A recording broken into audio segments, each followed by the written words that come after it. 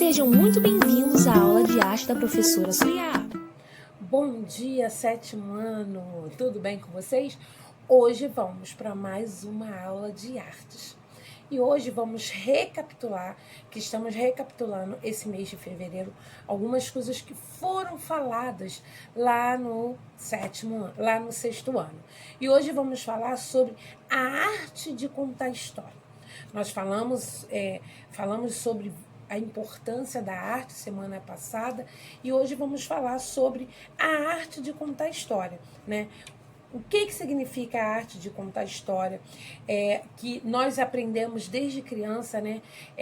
Desde pequenininhos aprendemos a imaginação das histórias em quadrinhos, de contos, né? Os livros de contos, né? João e Maria, Os Três Porquinhos, O Patinho Feio, né? A Bela Adormecida, João Pé de Feijão. São várias histórias que desde criancinha nós aprendemos. Os Três Porquinhos.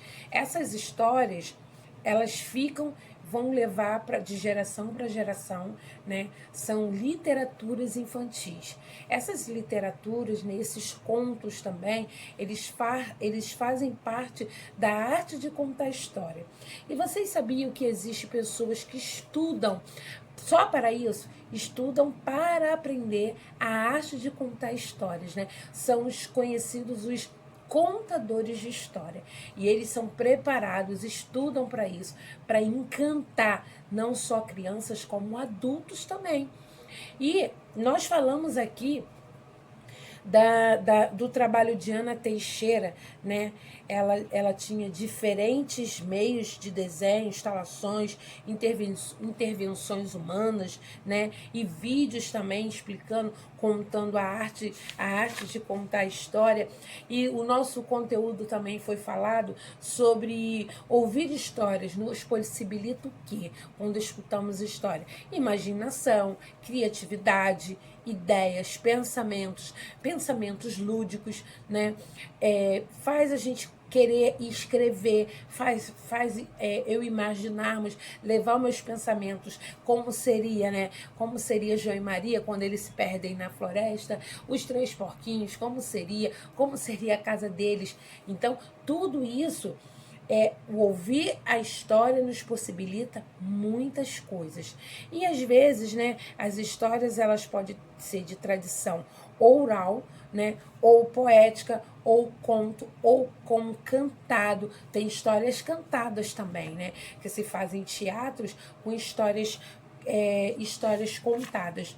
E quando nós falamos sobre a importância, né, a importância de contar histórias, existem os teatros e existem também os bonecos as marionetes, os fantoches, né? Pessoas que ficam atrás do palco fazendo todo esse trabalho, né? Eu até passei um trabalho sobre essa importância, né? Um trabalho um cenário de teatro. Alguns trabalhos do ano passado eu vi todos eles, ficaram maravilhosos, que são trabalhos, vocês fizeram os fantoches, os bonecos de fantoche, algumas pessoas fizeram dedoches também, fizeram as marionetes, né? São trabalhos, e com certeza esse ano vamos trabalhar isso novamente. Mas são trabalhos realizados e que nos traz muita alegria, né? E leva as crianças, leva o adulto à imaginação.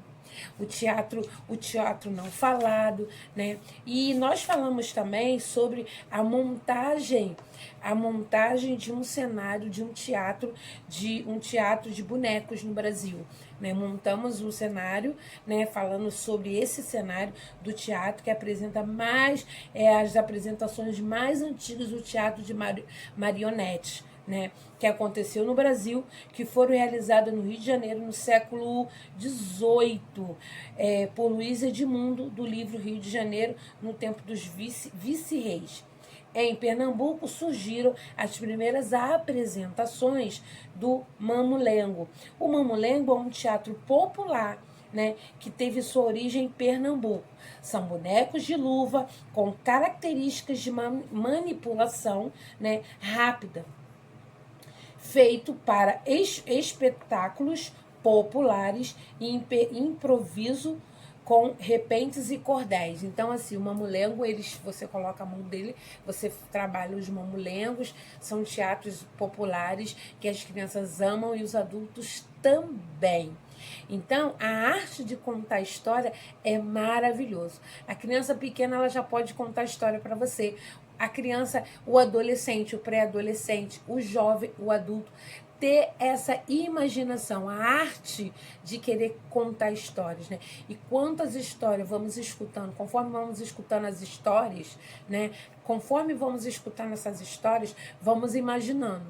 E as histórias, conforme a gente conta as histórias, a gente lê as histórias, faz um diferencial para a nossa leitura, para lermos melhor, né? A nossa leitura sair melhor, né? Termos poucos erros, né? Não ter erro de português, tudo através da leitura. E tudo também através da criação de contar história. Você pode criar uma história, colocar no papel e contar essa história para os pais, para os amigos. Eu espero que vocês tenham gostado dessa aula. Até semana que vem. Um beijo no coração de vocês.